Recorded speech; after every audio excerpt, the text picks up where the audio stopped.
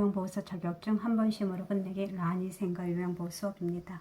오늘 또 문제를 필기, 실기 시험을 모의고사 풀어보도록 하겠습니다.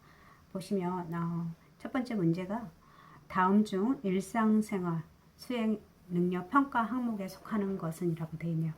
우리가 장기 요양 등급을 신청할 때 우리 일상생활 수행 동작 평가 항목이 있습니다.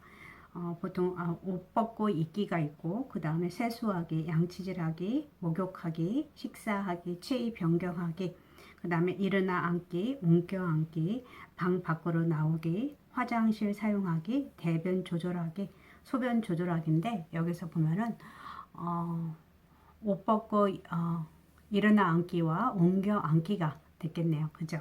예. 그래서 일어나 앉기와 옮겨 앉기가 일상생활 수행능력 평가 항목에 속하는 거고, 그 다음에 뭐 언어 구사는 아니고요. 옷 벗고 입기 맞는데 실행기능 평가가 아니고, 방 밖으로 나오기 맞는데 시공간 파악 능력 평가, 이거는 아니겠네요. 그래서 우리가 일상생활 수행 능력 평가 항목에 속하는 것은 일어나 앉고 옮겨 앉기, 이게 맞겠습니다. 다음의 사례에서 시설생활 노인이 침해당한 권리에 해당하는 것은 이라고 되어 있네요. 홍 어르신이 시설 내에서 이유 없이 동료 노인을 꼬집고 때리고 괴롭히는 것을 요양보호사들이 알면서도 모른 채 하고 있다라고 했네요. 이것은 존엄한 존재로 대우받을 권리, 그 다음에 차별 및 노인 학대를 받지 않을 권리, 불평을 표현하고 문제를 해결을 요구할 권리, 안전하고 가정과 같은 환경에서 생활할 권리, 질 높은 수발과 서비스를 요구하고 제공받을 권리, 여기서는 우리가 존엄한 존재로 대우받을 권리가 침해받고 있습니다. 홍 어르신으로 인해서 다른 노인들이 이런 괴롭힘을 받는 것은 이런 존엄한 존재로서 대우받을 권리가 침해당하고 있는 거라고 볼 수 있고요. 이런 돌봄 과정에서 이런 노인의 권익 신장을 위한 상담과 조치가 취해져야 되고요. 그리고 시설장과 종사자 같은 경우도 인권교육을 이수해야 합니다. 그리고 의사결정 과정에서 노인이나 가족을 참여시키고 이들의 결정을 존중해야 되는 거, 이게 존엄한 존재로서 대우받을 권리이고요. 그 다음에 차별 및 노인의 학대를 받지 않을 권리라고, 차별 같은 경우는 우리 사례를 보시면 김씨 할머니 자식들이 자주 오는 노인에게 요양보호사가 유난히 친절하게 보인다고 언짢아하고 말하는 그런 것들이 차별이고요. 그 다음에 우리 불평을 표현할 권리는 이런 사례가 있었습니다. 어떤 박씨 할머니가 외출이나 병원에 진료가 있어서 식사 시간보다 늦게 도착했을 때 식은 반찬을 드셔야 하는 경우, 이런 경우, 그 다음에 안전하고 가정과 같은 환경을 생활하고, 이것은 뭐냐면 박씨 할아버지 같은 경우는 입수 전에는 침대 생활을 했는데 시설에 오고 나서 허리가 좋지 않다고, 침대가 허리가 좋지 않다고 무조건 바닥에서 매트리스 깔라고 하는 그런 사례 있었죠. 이것도 우리가 가정과 같은 환경에서 생활의 권리를 침해받고 있는 거고요. 그 다음에 질 높은, 그건 어떤 것이 있냐면 이씨 할머니가 싼 파마약 쓴다고 해서 이런 거 불만을 호소할 때 이건 질 높은 수발과 서비스를 요구하고 제공받을 권리가 침해받은 것입니다. 그래서 여기서는 존엄한 존재로서 대우받을 권리가 침해받았다고 보면 되고요.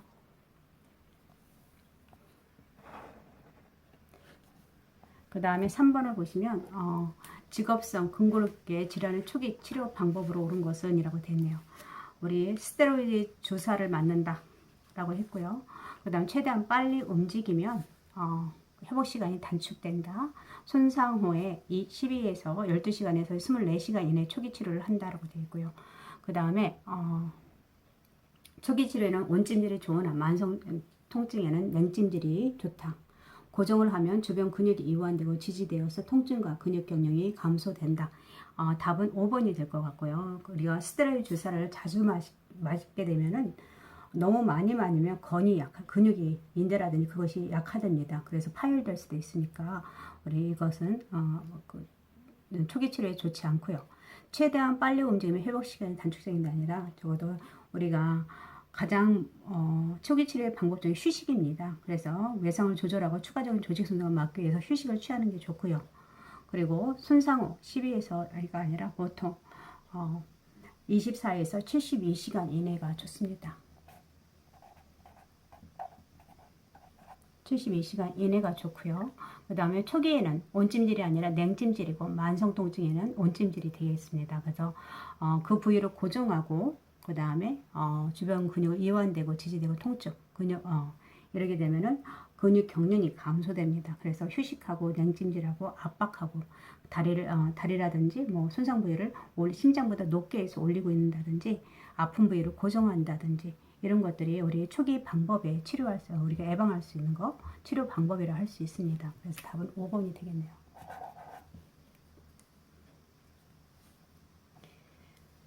그 다음에 4번을 보시면 아래 사례에서 대상자에게 나타날 수 있는 증상은 김 어르신은 환절기 인플루엔자 바이러스에 감염 후 폐렴 진단을 받고 병원에서 입원 치료 중이다. 이때의 증상을 보면은 우리 고열과 기침, 흉통, 기도경련, 알레르기성 비염, 미열과 체중 감소, 식욕 부진, 이른 아침에 발생하는 가래 끓는 기침, 운동 시 호흡곤란이나 어지러운 구토, 우리 인플루엔자도 그렇고 우리 폐렴 같은 경우 여기 폐렴 진단을 받았으니까 이때 우리가 보통 증상을 보면 두통이라든지 근육통, 고열, 기침, 흉통, 호흡곤란, 화농성 가래 같은 것이 나타나고요. 그리고 마른 기침이나 짙은 가래가 뱉어내는 기침을 할 수가 있습니다. 여기서 우리가 할 수 있는 것은 치료 및 예방은 산소 공급해야 되고 체위 변경, 그래서 기침이나 심호흡을 체내에 심호흡으로 인해서 혈액 이렇게 산소 농도를 높이는 거를 할 수 있고요. 그래서 우리가 호흡하는 것을 잘 가르쳐 줘야 됩니다. 그리고 환절기 이전에 폐렴 구경을 예방 접종을 한다든지 아니면 인플루엔자 그 독감 주사를 매년 1회 접종할 수 있도록 하는 것이 좋습니다. 그래서 여기서는 고열이나 기침 흉통이 답이 되겠네요.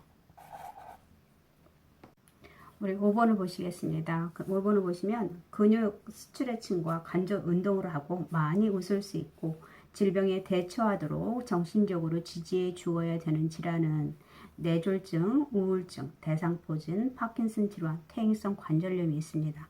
무엇일까요? 이것은 파킨슨 질환이겠네요. 파킨슨 질환은 우리 중추신경계의 도파민 부족으로 인해서 우리가 신경세포가 파괴되는 질환으로 알고 있고요. 그래서 증상을 보면은 무표정이라든지 근육이 경직되고 균형 감각이 소실되고 구분 자세라든지 안정 시에 떨림이 있다든지 자세 반사의 소실로 인해서 낙상이 되고요. 그 다음에 치료 및 예방을 보면은 약물요법이 지속적으로 약물요법 해야 되고요. 근육 스트레칭이나 관절 운동을 실시해 주는 것이 좋고 많이 웃을 수 있고 적극적으로 대처하도록 지지해 줘야 됩니다. 그래서 파킨슨 질환이 맞고요. 대상포진 같은 경우는 우리가 65세 이상이 되면 한 번 맞을 수 있도록 하고요. 1년에 한 번. 그 다음에 50세에서 60세 사이에도 1회 정도 접종할 수 있도록 하는 것이 좋고요. 그 다음에 뇌졸중 같은 경우는 뇌졸중의 전구 증상을 우리가 알고 있어야겠고요. 우울증하고 그 다음에 치매의 다른 점을 알고 있어야 될 것 같습니다. 그리고 퇴행성 관절염 같은 경우도 우리가 어떤 운동이 좋은지 우리가 보통 체조라든지 아니면 수영이라든지 아니면 걷기 같은 게 좋다는 걸 알고 있으면 좋을 것 같습니다.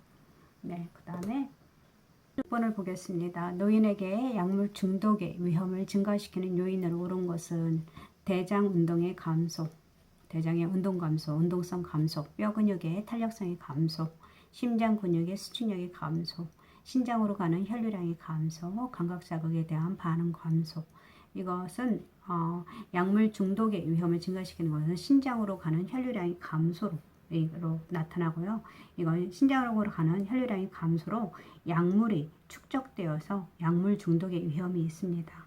그리고 우리 노인들은 위산 분비가 감소되어서 약물 흡수가 줄어들기도 하고요. 그 다음에 약의 이해 능력이 부족해져 부적절한 약물을 사용할 수 있기 때문에 조심하셔야겠죠. 그래서 항상 여기서는 약물 중독의 위험은 신장으로 가는 혈류량의 감소로 인해서 나타날 수가 있습니다. 그래서 답은 4번이 되겠네요.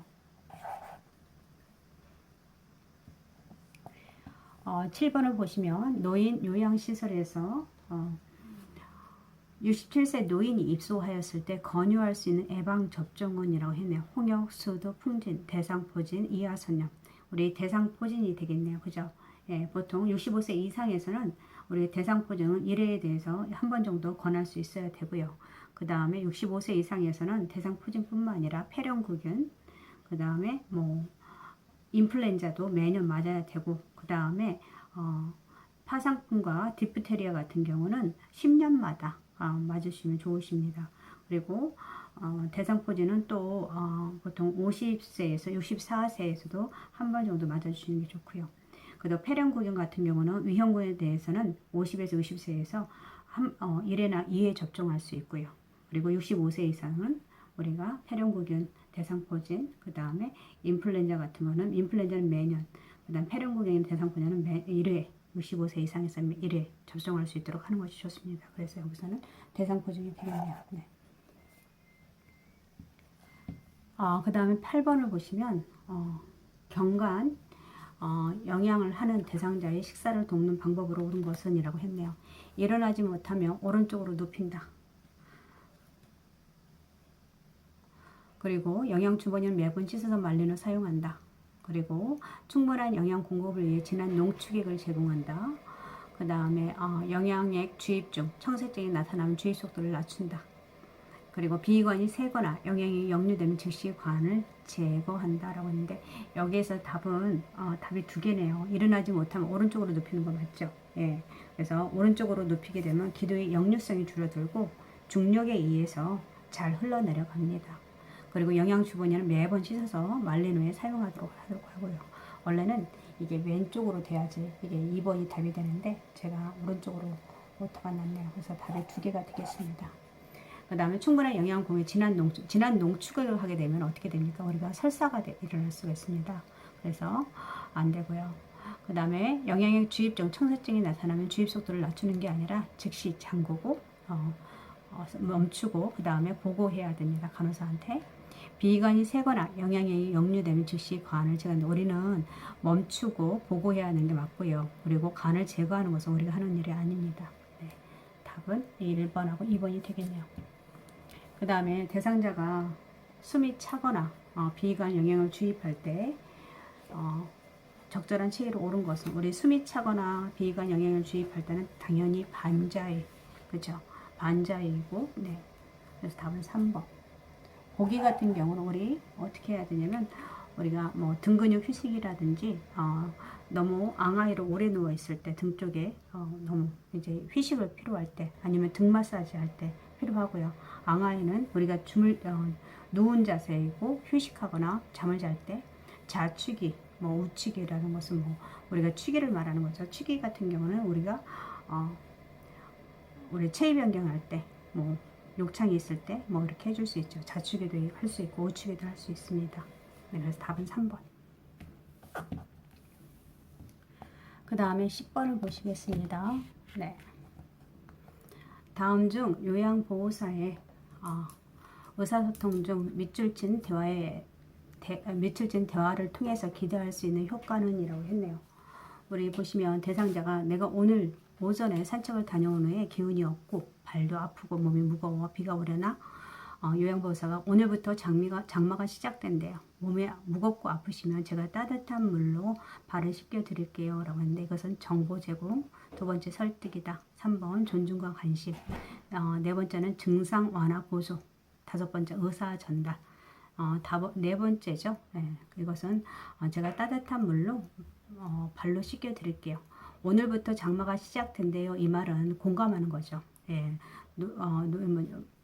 몸이 아프다고 하니까 장마로 인해서 몸이 찌뿌둥한 그런 것을 같이 공감하는 거고, 그 다음에 몸이 아프시면 무겁고 아프시면 제가 따뜻한 물로 발을 씻겨 드릴게요. 그러면서 공감을 하면서 우리가 증상 완화 보조를 하는 것입니다. 그래서 답은 4번이 되겠네요.